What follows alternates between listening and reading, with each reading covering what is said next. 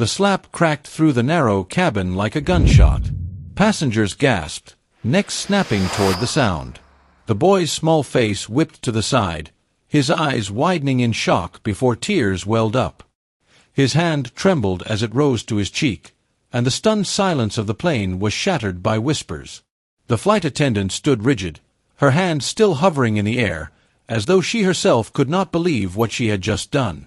Her chest rose and fell sharply, anger written in every line of her face. She barked, "Control your child. He's disturbing everyone."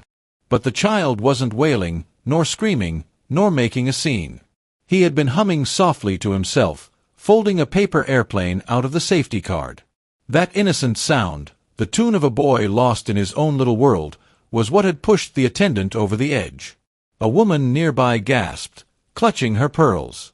A man muttered under his breath, "That's a kid. How dare she?" The boy shrank into his seat, cheeks burning red, while his eyes darted to the empty spot beside him. His father hadn't returned yet from the lavatory. What the attendant didn't know, what none of the passengers knew, was that the boy's father was no ordinary traveler. He wasn't some tired parent with a suitcase full of discount clothes. He wasn't some businessman with a plastic ID badge and an overstuffed laptop bag. He was the man who owned the airline itself. The boy wiped his cheek quickly, trying to swallow his tears before his father returned. But fate had a cruel rhythm, and just then, the restroom door clicked open.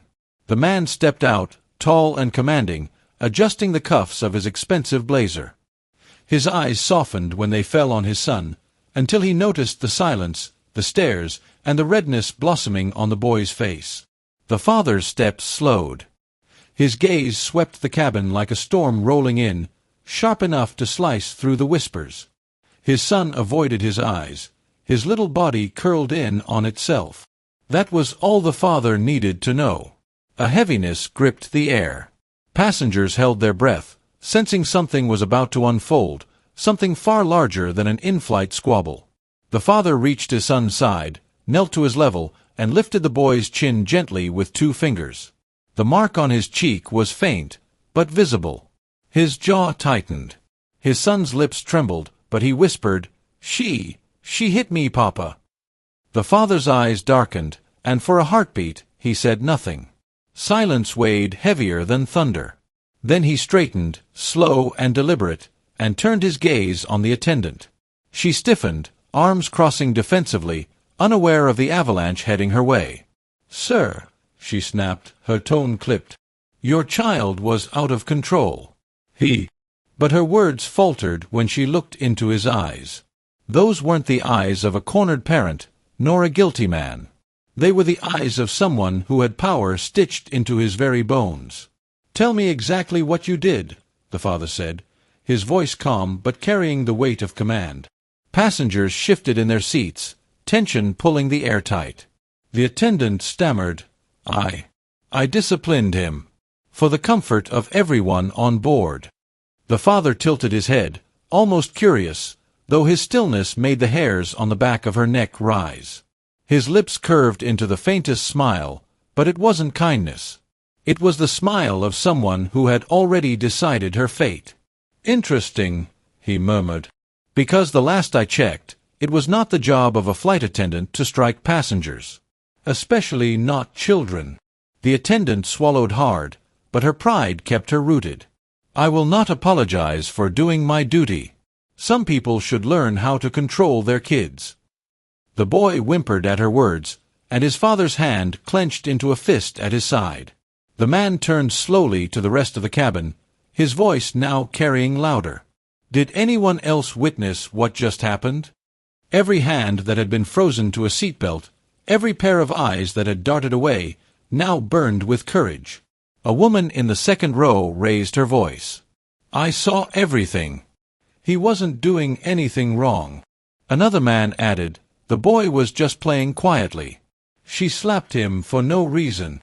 A ripple of agreement passed through the cabin, whispers hardening into a chorus of truth. The father nodded once, as though gathering a jury for the trial he had already begun. And then, with a slow, deliberate motion, he pulled a sleek phone from his pocket.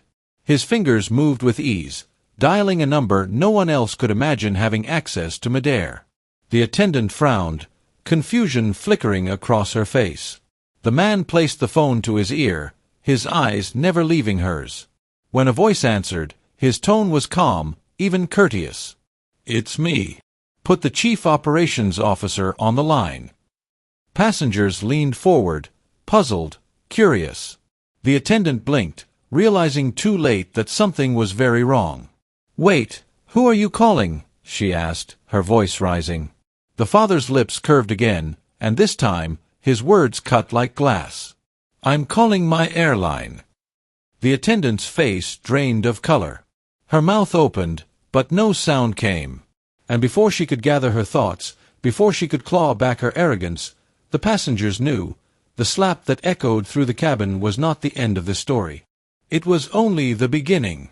"Tell me, if you were sitting on that plane, would you have spoken up for the boy, or stayed silent like so many did until his father returned?" The phone pressed against his ear. The billionaire's voice remained calm, but his words carried a hidden blade. "Yes. I'm on Flight 228, en route to New York. There has been an incident." The attendant's throat bobbed as she swallowed.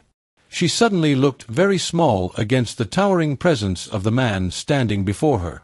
The passengers leaned in closer, straining to hear every syllable. "Yes," the father continued, his tone unhurried, like a man used to giving orders that shaped entire corporations. "A crew member just assaulted a passenger. My son." The attendant stumbled back a step, her lips trembling. "Yes, sir, please, it was a misunderstanding." But her words barely reached him. He raised one finger in the air, silencing her with a gesture so sharp it sliced through her plea. His eyes flickered toward his son, who was clutching his paper airplane as if it were a shield. That sight, his child forced to cling to something so small for comfort, tightened the storm in his chest. "Prepare a replacement crew to meet us the moment we land," he ordered through the phone, his voice cutting like steel. "And I want a full incident report drafted before I even set foot in the terminal. Make sure the press team is on standby. This will not be buried." The attendant's knees wobbled. Her colleagues, who had been watching from the galley, suddenly found urgent tasks elsewhere, avoiding her gaze. The cabin had shifted. The balance of power no longer belonged to the uniform she wore. It belonged to the man who owned the wings carrying them through the sky. When he ended the call, silence draped itself over the passengers. The father slid his phone back into his pocket, then faced her directly. His words came slow, deliberate. "You struck my son. Do you understand what that means?" Her lips parted, searching for justification, but the weight of every watching eye pressed her into the floor. I didn't mean. I thought." He cut her off, his voice low but lethal. "You thought you had the right to humiliate a child? To raise your hand on someone who cannot defend himself?" He leaned closer, his stare unflinching. "That boy is my blood, my heir, and you dared lay your hand on him." Gasps rippled through the cabin. The passengers exchanged glances. Heir? This was no ordinary businessman. Whispers swirled. "Who is he?" one man murmured. "He owns the airline," another whispered back, their eyes widening with dawning realization. The attendant staggered, her voice cracking. "Please, I didn't know." The father's lips curved in a cold, sharp smile. "That is exactly the problem.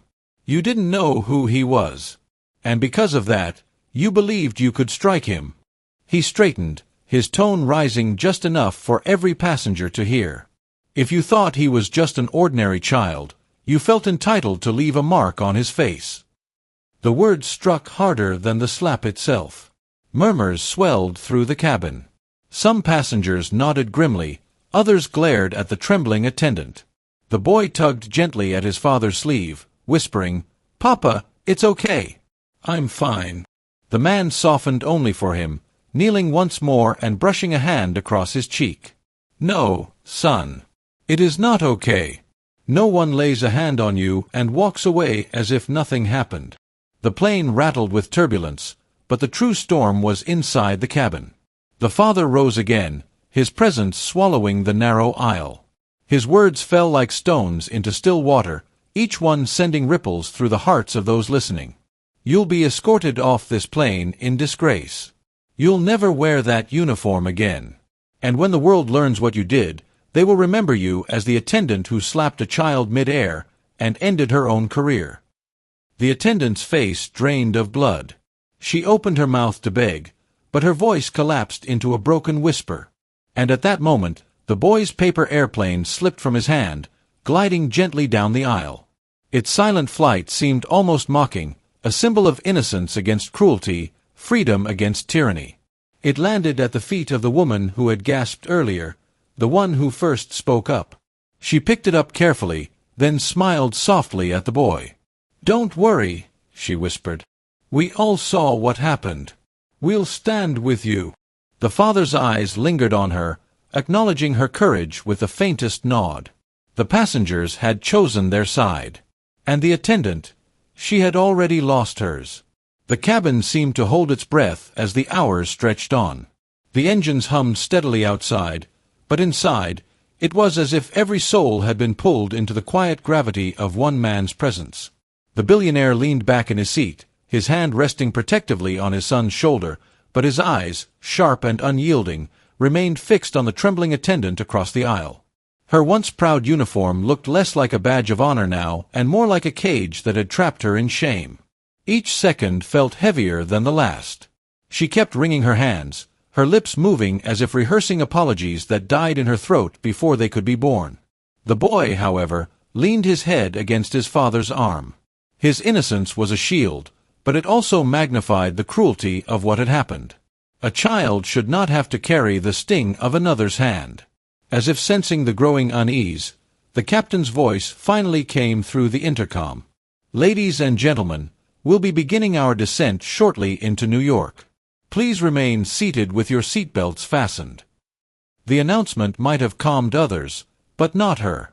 The attendant stiffened. Each word from the captain was a countdown. A countdown to judgment. A countdown to exposure. She glanced at her fellow crew, silently pleading for them to intervene, to support her, to offer even the smallest defense. But not one of them moved. Not one dared step between her and the man who commanded the very skies they flew in. And then, in the 5th paragraph, exactly as though time itself wanted it placed here, the old narrator's voice broke into warmth. "Hi, viewers. Kindly tell us where you're watching from and what time it is. Warm welcome to the family. Enjoy the story." The boy shifted, clutching his father's sleeve again. "Papa," he whispered softly, "will she be okay?" The father's gaze softened only for him. "That depends, my son. Some lessons in this life are not gentle, but they are necessary." His eyes flicked back to the attendant, his voice turning harder again. "What she did cannot be undone, but it can be remembered. And it will be." The passengers could no longer contain themselves. Whispers turned into quiet conversations. A businessman in the back leaned forward to his neighbor and said, "I've flown this airline for 20 years. I've never seen anything like this. That man, he's not just rich. He's the one they all answer to." The neighbor nodded gravely. "And she struck his son. Mid-air. It's over for her." The descent began, the plane shaking slightly as it cut through patches of cloud. Each shudder seemed to mirror the dread in the attendant's chest. She pressed her back against the galley wall, but there was no corner of this cabin that could hide her from what awaited on the ground. The boy's paper airplane still rested with the woman who had caught it earlier. She held it tenderly in her lap, glancing at the father with a silent message in her eyes. Not all strangers are cruel. He caught her gaze, gave the faintest nod, and returned his attention to his child. As the landing gear deployed with a groan, every passenger understood what was about to happen. The jet bridge wouldn't just be an exit today, it would be a stage. Cameras, replacements, perhaps even law enforcement would be waiting. The father straightened his suit, adjusting his cufflinks with a calm precision that looked almost ceremonial. He wasn't just preparing to leave a plane. He was preparing to deliver quiet justice in a way no one would ever forget. And as the wheels touched the runway with a jolt, The attendant realized this was the longest landing of her life. Each bounce of the plane was a drumbeat of doom. She had thought she was slapping a child. Instead, she had awakened a storm. The tires screeched against the runway, smoke curling into the night air as the plane slowed. For the boy, it was the familiar ending to another journey with his father. For the woman who had struck him, it was the beginning of something far more terrifying than turbulence. Passengers shifted in their seats, reaching for phones, whispering to one another. Some avoided looking at the father altogether, afraid that eye contact alone could draw them into the fire that was brewing. Others stared openly, unable to tear themselves away from the drama unraveling before them. It wasn't every day that power and punishment collided mid-air. The boy, unaware of the eyes watching, leaned close to his father. "Will we go home after this?" His small voice carried the weight of longing, of wanting to return to a safe place where hands never turned cruel. The father's expression softened just slightly. "Yes, son. But home isn't just a place. It's a promise. And I intend to keep that promise for you." The attendant felt her knees buckle at those words. She clung to the galley counter, her heart pounding so violently she thought the others could hear it. She had served countless flights, smiled at thousands of passengers, and walked confidently down aisles lined with strangers.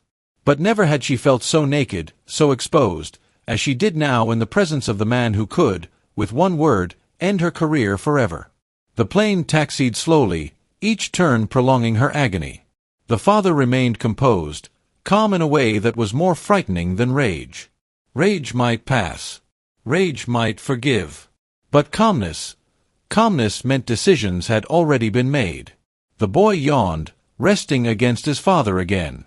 To him, justice was not a corporate matter or a legal battle. It was simply knowing that his father would not let the sting of a stranger's hand go unanswered. Children see fairness not in courts, but in the arms of those who protect them. And then the captain's voice came over the intercom, steady but unusually formal. "Ladies and gentlemen, welcome to New York. Please remain seated until we reach the gate." His tone carried something beneath the surface. Respect. Perhaps even fear. The crew knew what awaited outside. The woman who had caught the paper airplane earlier leaned toward the boy, offering it back with a gentle smile. "Here, sweetheart. It's still yours." The boy took it shyly, looking up at his father as though for approval. The father nodded once, and the boy accepted it, folding the wings tighter.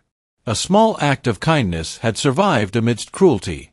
Even in storms, there were lights. But the attendant could not escape the storm. Beads of sweat gathered at her temple as she imagined the gate ahead. Would reporters be there? Would security be waiting? Or worse, would the father handle it quietly, in a way that made her disappearance from the airline seem almost natural? Quiet justice did not always come with noise. Sometimes it came with silence that swallowed futures whole. The engines whined down as the plane pulled to the gate. Seatbelts clicked open. Passengers leaned forward, waiting. They weren't just passengers anymore. They were witnesses. This was no longer a flight. It was a tribunal. The father rose slowly, gathering his son's small hand in his. His eyes never left the attendant. She froze, her lips trembling, her entire body screaming to apologize, to beg, to plead for mercy. But his gaze told her something chilling. Apologies were no longer currency here. "Come, son," he said gently. "Let's step into the night." The boy clutched his paper airplane, his small hand tightening in his father's. Together, they moved down the aisle, each step measured, steady.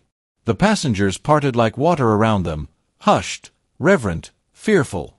And when they reached the front, where the attendant still stood paralyzed, the father paused. He looked at her once more, not with anger, but with something far heavier. Judgment. The doors opened with a hiss, light spilling into the cabin. A crowd waited outside, though none could yet see the storm brewing inside. The boy looked up, asking softly, "Papa, will she ever fly again?" The father lowered his head toward his son, his voice calm, even, final. "Not on my wings." And with that, they stepped out into the light, leaving the attendant shaking in the shadows of the cabin, her fate dangling in the silence like a blade yet to fall. The airport terminal was unusually still, as though the air itself knew it was holding its breath. Security officers, ground staff, and airline managers had gathered near the gate, pretending to busy themselves but stealing glances toward the door. Word had already flown faster than the jet that carried them. A flight attendant had struck a child mid-air. And not just any child, the son of the man who signed their paychecks. When the billionaire emerged with his son, silence swept across the waiting area like a sudden gust of wind. The boy clung tightly to his father's hand, his paper airplane crushed slightly in his other fist, eyes wide with the confusion of a child who didn't fully understand the machinery of power around him. The attendant followed at a distance, her legs stiff, her uniform clinging to her skin as if it too feared the consequences. Each step felt like walking through mud, her mind replaying the slap again and again. She could almost hear the echo of it. And worse, she could still see the boy's face when her hand struck. The billionaire did not raise his voice. He did not storm. His silence was heavier than any outburst. He paused in the center of the terminal, scanning the sea of employees who had rushed here to greet him. Managers fumbled with nervous smiles, unsure whether to bow, speak, or remain statues. The boy tugged at his father's hand. "Papa, are they all here for us?" "Yes," the father replied quietly. "But not for the reason you think." The boy frowned, his innocence colliding with realities far too sharp for his age. The attendant tried to approach, desperate to explain, but the managers quickly intercepted, ushering her to the side with stiff, forced politeness. They were already distancing themselves from her, as if her very presence was contagious. One manager, face pale as paper, finally spoke. "Sir, we deeply regret this incident. We assure you, disciplinary actions will be taken immediately." His voice cracked like glass under pressure. The billionaire turned slowly toward him, his eyes steady, unreadable. "You regret it?" "Yes, of course, sir. We will." "Regret is easy," the billionaire interrupted softly. "Responsibility is harder." The manager's lips clamped shut. No one dared to move. Even the hum of the escalator nearby seemed muted under the weight of his words. The boy squeezed his father's hand again. "Papa, are you mad at her?" His voice was curious, not vengeful, and it sliced through the heavy silence like a child's question always does, simple, piercing, unfiltered. The father knelt so his eyes met his son's. "Madness fades, my boy. But actions have consequences. Do you understand?" The boy tilted his head, puzzled. "Like when I forget to clean my toys?" The father smiled faintly, sadness lingering in his eyes. "Yes. Except some toys can't be fixed once they're broken." The attendant pressed her hands together, trembling, unable to stop the tears that had welled up. She whispered hoarsely, "Please. I didn't mean." Her words never reached him. His silence was louder than her plea. He rose, lifting his son into his arms, and turned toward the private exit where black cars waited. Cameras had begun to appear at the far end of the terminal, their flashes eager, their questions hungering for a headline. The managers quickly formed a shield around him, trying to protect their master from scandal. But he waved them off. "Let them see," he said. His voice carried the weight of inevitability. The boy laid his head on his father's shoulder, still clutching the paper airplane. "Papa, can we go home now?" "Yes," the father murmured. "But not before I clip the wings of those who forgot how to fly with care." The doors slid open, spilling them into the night where black SUVs lined the curb like silent sentinels. The flash of cameras burst brighter, questions ricocheted through the air, and the world leaned closer, hungry to witness what came next. Behind them, the attendant stood frozen in the terminal, surrounded by colleagues who dared not comfort her. She had not only struck a boy. She had struck destiny itself, and now destiny was preparing its reply. The night outside the terminal smelled of jet fuel and rain-soaked asphalt. Flashes from the reporters' cameras painted the billionaire's sharp features in fleeting bursts of white, like lightning cutting through a storm. His son, still tucked safely in his arms, buried his face in his father's chest, shielding himself from the frenzy. "Mr. Carroway, is it true your son was struck on board?" one reporter shouted. "Will you sue the airline?" another barked, shoving a microphone forward. The billionaire didn't slow his steps. He moved with the calm of a man who had already made decisions before anyone else could even form the questions. The black SUV door swung open, polished and waiting, but before stepping inside, he paused. That single pause silenced the reporters quicker than any command. His eyes scanned the crowd, then landed not on the flashing lenses but on the airline's executives who had rushed outside to follow him. Their faces gleamed with nervous sweat under the terminal lights. Each one looked like they wanted to vanish into the concrete. "Gentlemen," his voice carried, deliberate, each word cutting through the chatter. "Tonight, the world will speak of a slap. But what it will remember is how you chose to respond." The executives exchanged frantic glances, but none dared answer. The boy tugged at his father's sleeve. "Papa, why are they so scared?" The billionaire adjusted his son in his arms, his tone gentle but steady. "Because, my boy, people who forget their duty always fear the moment justice comes." He ducked into the car, and the door shut with a heavy thud, cutting off the cameras, the questions, and the sea of trembling faces. The convoy pulled away, engines low and smooth, slipping into the dark city streets.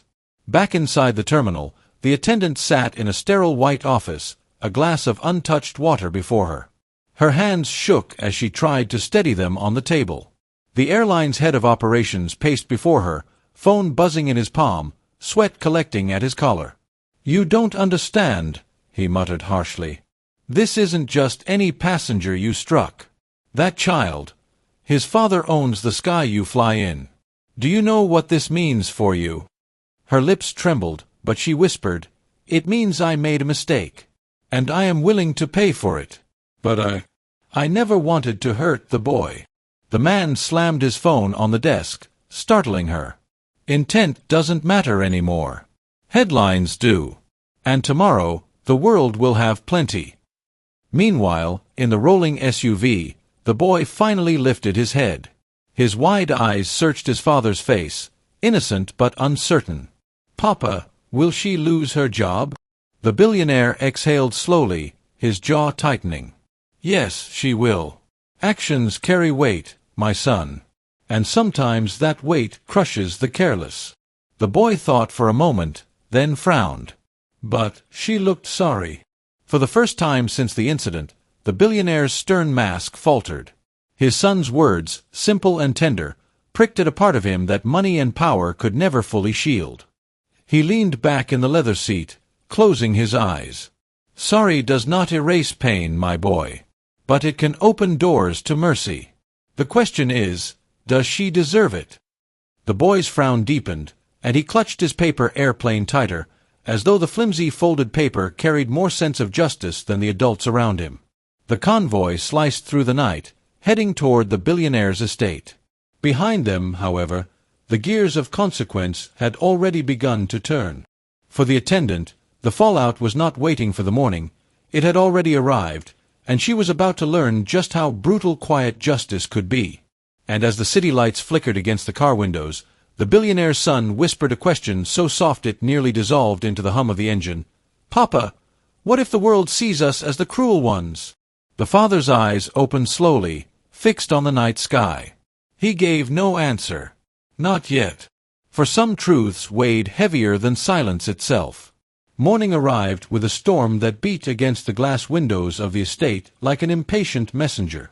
The billionaire sat alone at the breakfast table, untouched coffee cooling in a porcelain cup. His son had been taken upstairs by the nanny, but the boy's last words from the night before still echoed in his mind. What if the world sees us as the cruel ones? He had built an empire on decisiveness, on never showing hesitation, but now he found himself staring at the boy's crayon drawings taped to the fridge, airplanes in bright colors, blue skies, and smiling stick figures. They seemed to mock the sharp contrast between a child's vision of flight and the brutal reality of what had unfolded mid-air. Down in the city, the storm was not only in the sky. News stations replayed the slap again and again, their voices tinged with outrage and disbelief.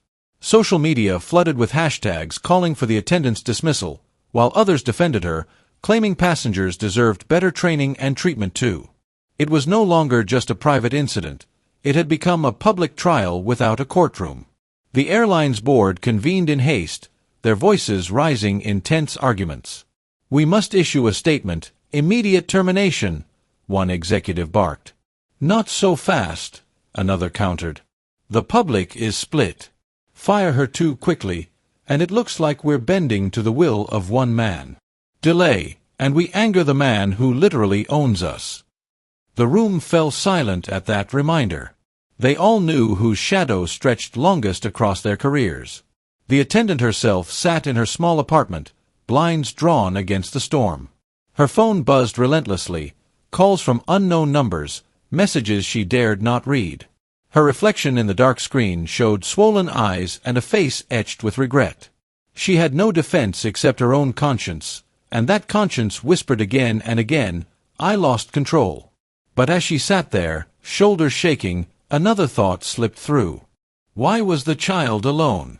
Where were the other attendants? Why did no one else act? Her regret mixed with resentment, bitter and hot. She had been left alone in the aisle, overwhelmed by noise, tension, and a restless child. And now, the world had singled her out as villain. Back at the estate, the boy tugged on his father's sleeve during lunch. "Papa, will she say sorry to me?"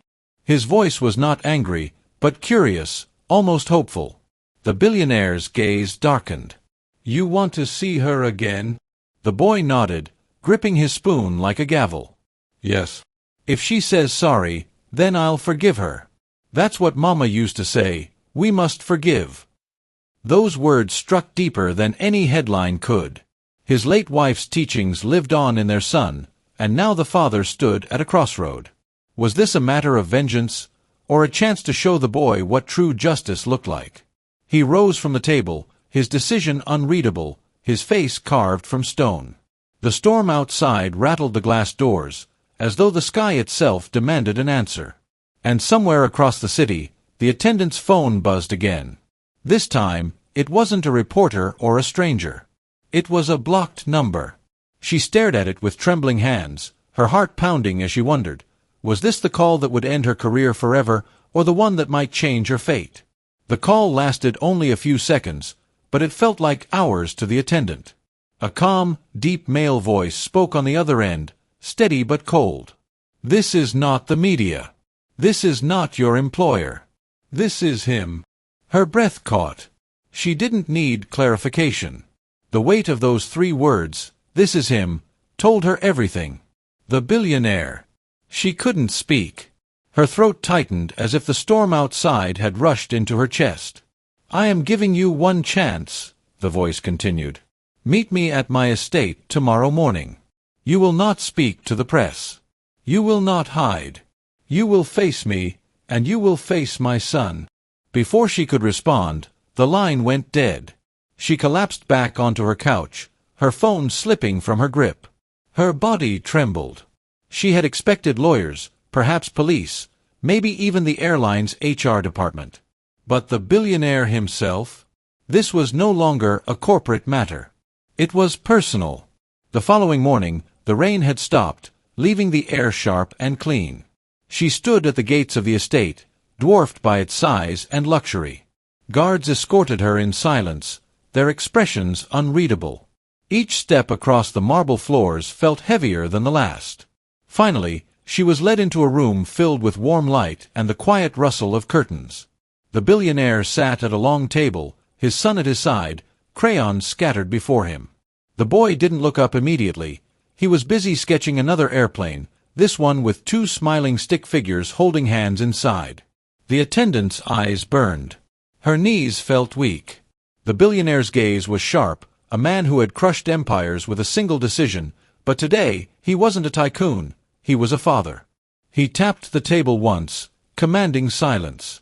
"You know why you are here," he said. "Yes, sir," she whispered. Her voice cracked. He leaned forward. "Why did you do it?" Her lips parted, but no excuse would come. The truth spilled instead. I lost control. I was overwhelmed, tired. He was crying, and I failed. I am ashamed. The boy finally looked up, his small eyes searching hers. Will you say sorry? The room fell into a silence so deep it felt like time itself paused. The attendant's vision blurred with tears as she sank to her knees, hands clasped. I am sorry. To you, she looked at the boy, and to you, she turned toward his father. I cannot undo what I did, but I will carry it forever. I only beg you to forgive me. The boy leaned closer to his father and whispered, though loud enough for her to hear, Mama said we forgive when people are sorry. The billionaire's jaw tightened. He looked at his son, then at the woman kneeling before him. The empire builder in him wanted retribution, but the father in him heard his late wife's voice through their son's words. And so, he gave a slow nod. You are forgiven, but not free, he said at last. From this day forward, you will not serve in the skies again. But you will serve here, close to the boy whose trust you broke. You will work until you understand what true care means. The attendant gasped, both relief and fear colliding inside her. She hadn't been cast aside, but neither had she escaped. The boy smiled faintly, sliding his drawing across the table. It showed 3 stick figures now, holding hands inside the plane. The billionaire's decision had been made. But as he watched his son's innocent forgiveness, a darker thought crossed his mind. In sparing the attendant, had he shown mercy, or had he created the greatest test of loyalty and redemption his household would ever face? The weeks that followed unfolded like a strange new rhythm. The attendant, stripped of her uniform and her wings, found herself in the billionaire's home, serving not as a flight attendant but as a caretaker, someone who would shadow the boy's routines, his meals, his studies, his laughter, and even his moments of sadness. At first, the boy avoided her. His trust was fragile, his eyes wary. He would glance at her, then bury himself in his crayons or his storybooks, pretending she wasn't there. Each rejection pierced deeper than any corporate punishment could have. She realized that forgiveness was not a single moment, it was a mountain, one she would have to climb every day. The billionaire watched quietly, his presence a shadow in every room. He gave no instructions, only his silence, letting her actions speak louder than excuses. If she faltered, he would know. If she gave up, she would never be allowed back. One evening, the boy grew restless, tossing his books aside. He sat by the window, staring at the darkening sky where distant planes blinked like stars. His small voice broke the silence. "Do you miss the plane?" he asked suddenly. The question startled her. She swallowed. "Yes," she admitted. "But I hurt you on one. And now, I think maybe I wasn't ready to be there." The boy turned, his eyes wide with curiosity. "So, are you ready to be here?" Her throat tightened. "I am trying. Every day." He nodded, almost as if he understood. Then, quietly, he pushed a crayon across the table toward her. A simple gesture. But in that moment, it felt like a crack in the wall between them. The billionaire noticed. He always noticed. He observed from afar, reading reports, listening to the subtle changes in his son's tone. He didn't step in, not yet. But inside, he weighed everything, the cost of keeping her, the risk of trusting her, and the lesson his son was learning about the complexity of forgiveness. One night, as Rain returned to the city, he summoned her to his study. She entered hesitantly, the walls lined with leather-bound books and the faint smell of whiskey lingering in the air. "You've lasted longer than I expected," he said, his voice even. She bowed her head. "I only want to do right by your son." His eyes narrowed. "Understand this. You were spared not because you deserved it, but because my boy asked it. If you ever betray that gift of mercy, I won't just end your career. I'll end your life as you know it." Her knees weakened, but she didn't flinch. "I won't fail him again." For the first time, a flicker of something, maybe approval, maybe warning, crossed his expression. "Good," he said, pouring himself a drink. "Because soon, you'll face something far greater than his tears." Her chest tightened. What do you mean?" He didn't answer. Instead, he dismissed her with a glance, as though already lost in a calculation too vast for her to see. She left the room unsettled.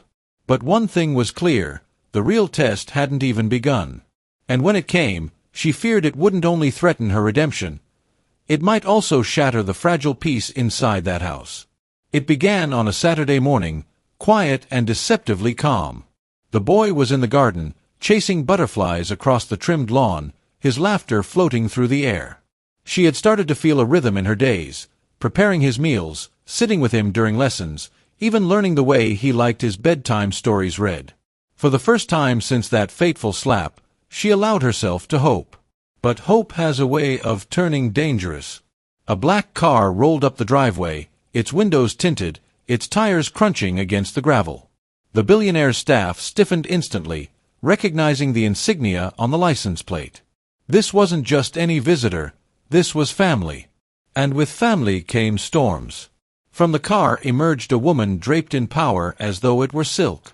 Her heels clicked against the stone, her eyes sharp as glass. The boy froze when he saw her, the crayon in his hand tumbling to the ground. He whispered one word, almost inaudible. "Mother." The attendant's heart dropped. She had never asked about the boy's mother, never dared to. The silence around her had been thick, impenetrable. But here she was, sudden as thunder, stepping back into a life she had abandoned, or been forced out of. The billionaire appeared moments later, his presence magnetic, his expression unreadable. He didn't greet her with warmth. Instead, he stood at a distance, as though measuring her from the shadows of their shared past. "You came back," he said flatly. The woman's lips curved into a sharp smile. "Did you think I wouldn't? My son deserves his mother. Or have you replaced me with this?" Her gaze sliced toward the attendant, who shrank under its weight. The boy's eyes darted between them, confusion clouding his innocence. His small hand clung to the attendant's sleeve, trembling. The billionaire's silence was colder than anger. He poured himself a drink, ignoring her theatrics. Yet his eyes flickered to the boy's hand holding on to the attendant, and the smallest twitch of his jaw betrayed something she could not name. "Your timing is curious," he murmured. "Why now?" The woman's eyes gleamed with challenge. "Because you don't own him. And I won't let some ex-waitress or your guards teach my child what love is." The word struck like lightning. The attendant's chest burned, shame and anger colliding. Ex-waitress. She wanted to defend herself, to tell the boy she wasn't trying to replace anyone, only to make up for her mistake. But her lips stayed sealed. The boy whimpered, tugging harder at her sleeve. "Don't leave," he whispered, barely audible. The billionaire heard it. His ex-wife heard it. Everyone heard it. And in that instant, silence became a battlefield. The woman straightened her posture, venom in her voice. "So that's how it is. You let a stranger become his comfort. You let her, of all people, take my place." The billionaire swirled his drink slowly, his tone steady but laced with threat. "Careful. You walked away once. And people who abandon their blood don't get to dictate who stays by his side." Her eyes flashed with fury. "You think money gives you the right to erase me? No, darling. It only gives me more reason to take back what's mine." The boy buried his face against the attendant's side, and in that trembling embrace, a dangerous truth surfaced. The real war wasn't between the billionaire and his ex-wife. It was between love and possession. And standing in the middle was a woman who had once slapped the boy, now clinging to him as though her life depended on it. Because, in a way, it did.